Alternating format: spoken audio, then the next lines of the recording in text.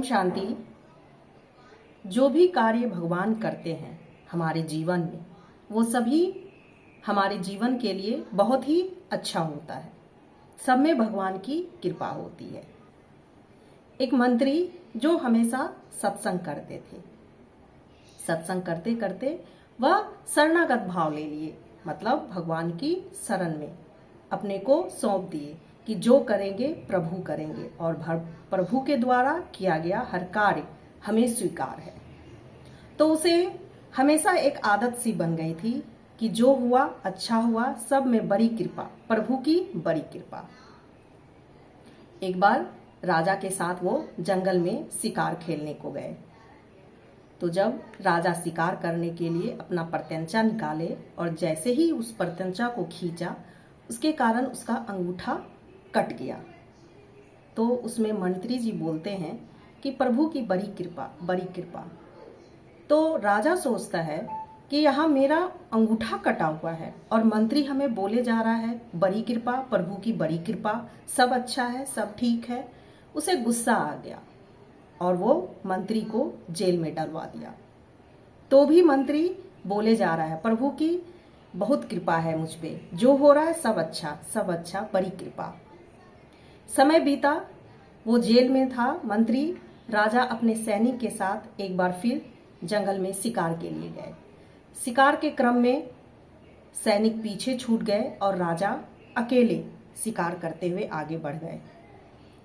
दूसरे देश के राजा, जो कि उसे नरबली की मनोकामना रखी थी कि अगर मुझे पुत्र की प्राप्ति होगी तो मैं नरबली दूंगा, तो वो राजा को बंदी बना के लेके आए।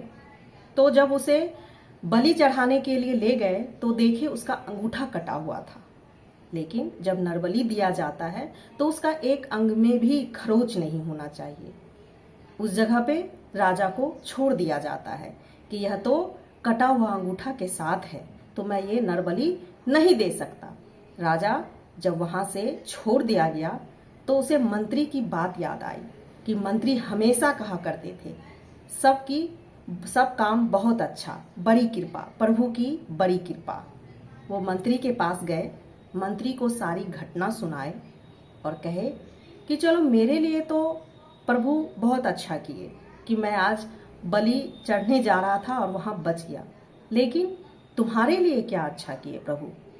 तो मंत्री कहता है कि महाराज, मैं अगर आपके साथ शिकार करने जाता साथ में तो सैनिक पीछे रह गए थे, परंतु मैं तो आपको नहीं छोड़ सकता था अकेले, और मैं वहां जाता तो बलि तो मैं चढ़ जाता।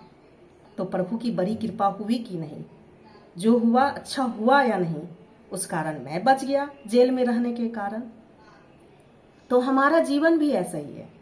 जब हमारे विपरीत काम होता है तो हम दुखी हो जाते हैं, लेकिन प्रभु का हर काम मंगलमय होता है, विधि के विधान के अनुकूल होता है और सब अच्छा होता है। प्रभु के शरण में रहने से, उनको हर काम सौंप देने से हर काम प्रभु के अनुसार होता है, तो सब कृपा बनी रहती है। तो अपने जीवन में कभी भी विपरीत अगर कार्य हो जाए तो उसको प्रभु इच्छा समझकर स्वीकार कर ले और हमेशा मन को प्रसन्न रखे। ओम शांति।